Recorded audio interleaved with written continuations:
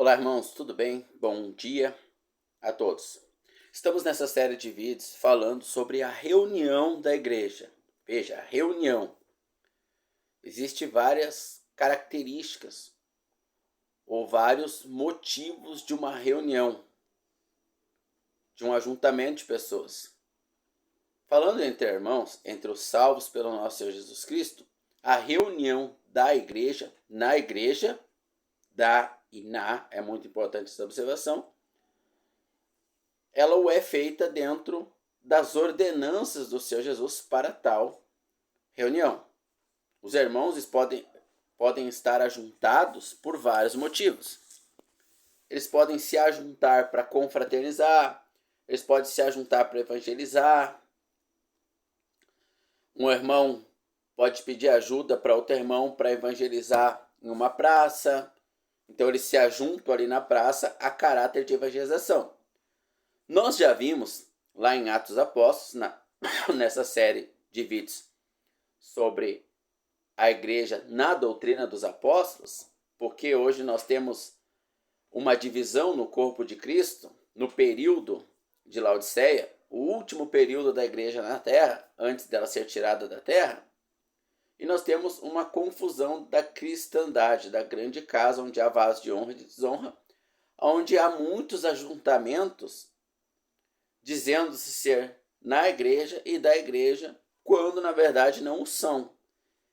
E mesmo assim, dentro desses ajuntamentos, há irmãos sinceros e verdadeiros lá dentro, né?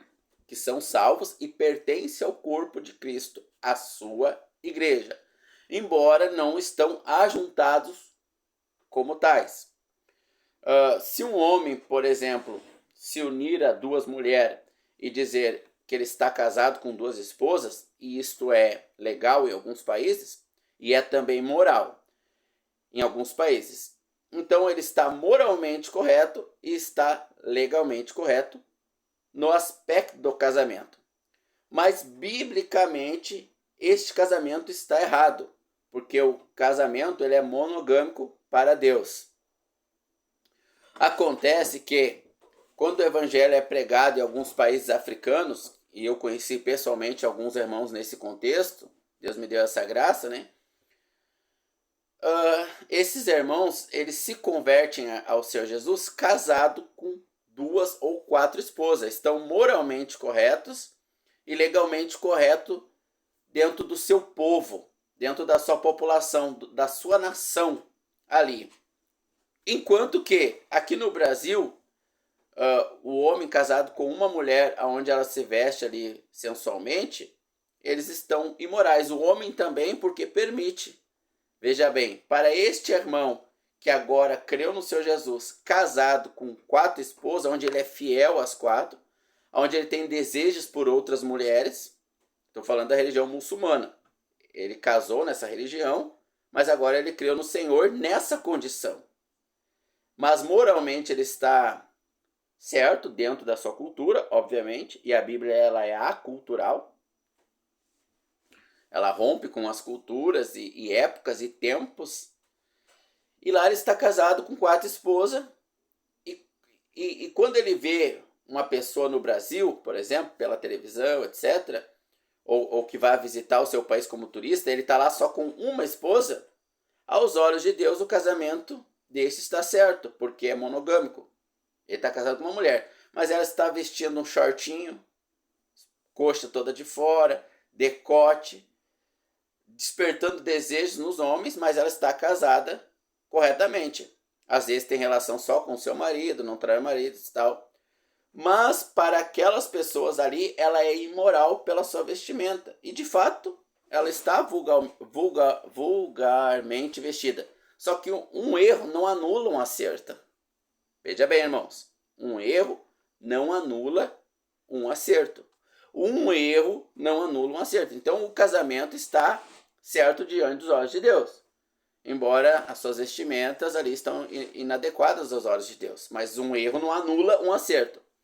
E aquele irmão que está certo, que as esposas ali elas são fiel ao marido e se submete ao marido ali como cabeça e tal, dentro da religião muçulmana, e ele é fiel às suas esposas e batalha para dar o melhor para elas, eles estão moralmente certos e legalmente certos ali no seu país, enquanto que aquele casal de cristão, casado corretamente, é mal visto. É mal visto ali, diante dos olhos de Deus, porque os muçulmanos creem num único Deus, assim como nós cristãos e assim como os judeus. São as 3 religiões, as maiores do mundo, que creem em um único Deus. Veja que o negócio é amplo.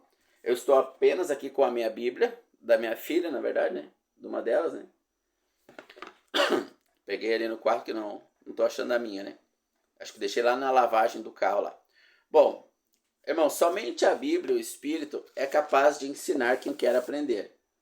Veja que as Escrituras dizem que a fé vem pelo ouvir e ouvir a palavra de Deus. Não fala visualização, slides, programação, inteligência artificial.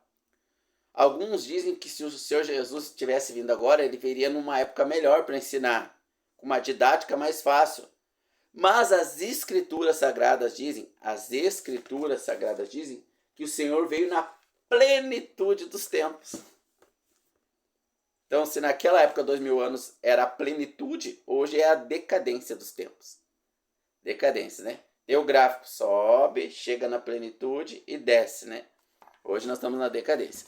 Então, o que Paulo ensinou converteu milhões à obediência a Deus somente lendo as escrituras do Velho Testamento ou trazendo oralmente as escrituras do Novo Testamento que os apóstolos foram enviados, os apóstolos e os profetas da Nova Aliança, não os profetas do Velho Testamento, os profetas da Nova Aliança trouxeram a base de fé do cristão, que é a escritura do Novo Testamento. E eles falavam elas oralmente, as pessoas criam e mudavam de vida, largavam seus pecados, somente assim, sem slides, inteligência artificial e nada. Eu acho muito válido, muito útil os irmãos que usam. Eu não uso também porque eu não sei. Tenho preguiça de aprender, sou sincero em falar, né? Não tenho interesse.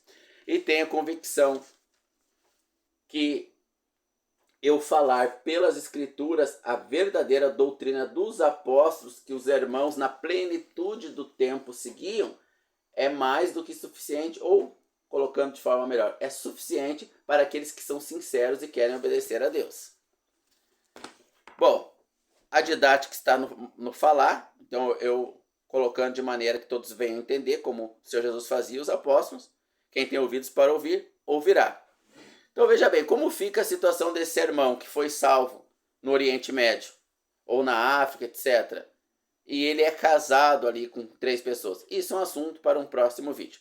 Eu só usei este exemplo para tipificar, para trazer uma boa didática de que o fato de um irmão estar visitando ou frequentando uma religião cristã denominacional não significa que ele faz parte do corpo da igreja no seu sentido de testemunho ou fé prática.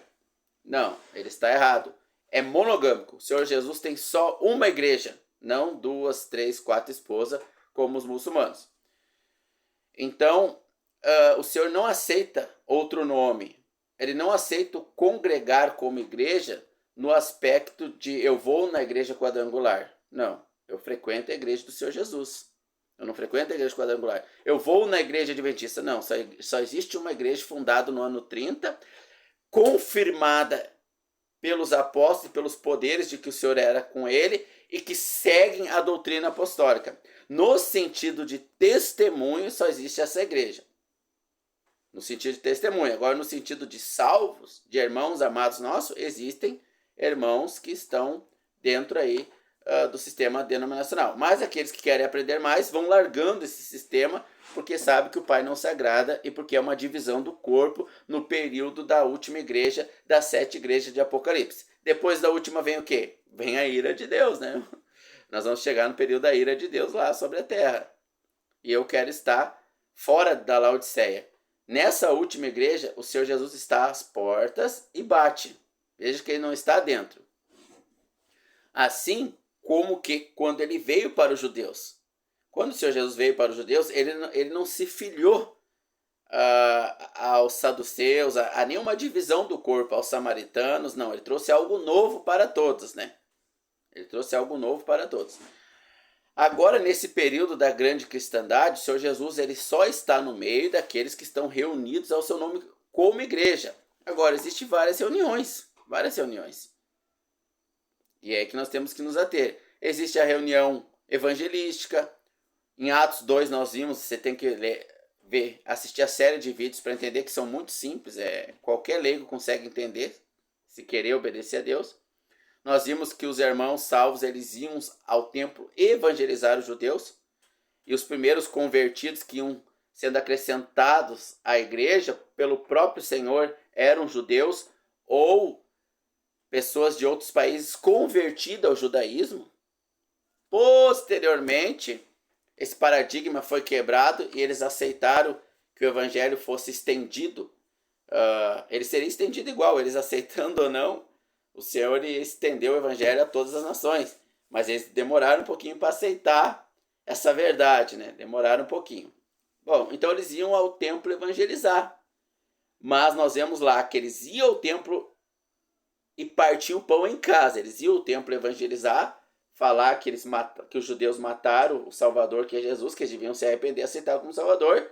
E os que aceitavam se reuniam como igreja em casa. Isso nós vemos nos demais vídeos, né?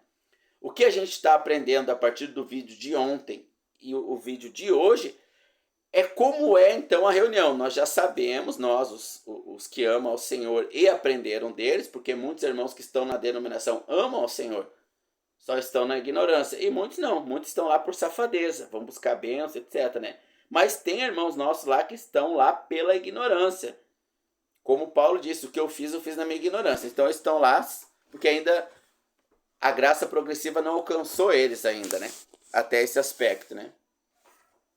Com o passar do tempo e obediência a Deus, Deus, através do seu Filho Jesus Cristo, vai se revelando mais a eles e eles vão percebendo a incoerência ali da igreja de Filadélfia, que é o ajuntamento da cristandade, das várias denominações, né? Que é o que? É fazer a própria vontade, se achar rico, se achar certo e tal, mas é pobre, miserável e nu. É a igreja atual, na dispensação que nós vivemos. Nós passamos pelas 6 e chegamos há poucos anos atrás aí no 7º movimento, que é outro assunto, as 7 igrejas, né? Não é o assunto de agora, né? Bom, nós vamos trazer todos esses assuntos aqui no canal de forma simples, pelas escrituras ali. Qualquer irmão vai conseguir compreender que tiver o desejo, né? Então, entendendo que o ajuntamento de irmãos como igreja, que os irmãos podem se ajuntar para congregar, para confraternizar, né? Para estar junto, para fazer um estudo da palavra, pode se ajuntar para falar de negócios ali, vários aspectos, né? Mas como igreja, existe uma regra, um comportamento que rege essa reunião. E nós vamos então, a partir do momento que a gente já sabe que o ir a um templo judaico-cristão, criado ali pela primeira vez depois do século IV ali, iniciou-se ali com a permissão do culto ao Senhor Jesus, depois com a oficialização da única religião oficialmente aceita pelo Império Romano, e dali começou o surgimento da grande casa e essa mistificação assim, de judaísmo com cristianismo e paganismo, uma confusão. Então a gente sai fora, a gente não é cúmplice, a gente não está ligado a esse corpo. A partir do momento que eu digo eu sou da Universal, eu sou da Quadrangular, mesmo que eu não faça o que eles fazem, eu represento o testemunho errado que eles dão. A partir do momento que eu digo eu sou da Adventista, eu sou da Católica, mesmo que eu não participe dos erros deles, eu me identifico com o erro deles. Eu faço parte daquele corpo, então automaticamente eu faço parte das coisas erradas que eles fizeram. Então, entendendo isso, eu me afasto da divisão do corpo de Cristo, que ninguém mandou dividir o corpo em várias facções, ninguém autorizou isso. O Senhor Jesus não tem nada a ver com isso, né? Bom, e depois que eu me afasto, como é que é o congregar da igreja, né? Como é que é as regras, né, da igreja verdadeira ao nome do Senhor Jesus? É isso que nós estamos meditando agora nos próximos vídeos, no anterior, no último, e nesse de agora e nos próximos daqui para frente. Então, somente com as escrituras, tudo que nós já lemos nela para chegar até aqui, e tudo que nós vamos ler nela para continuar daqui para frente para os que querem obedecer ao Senhor.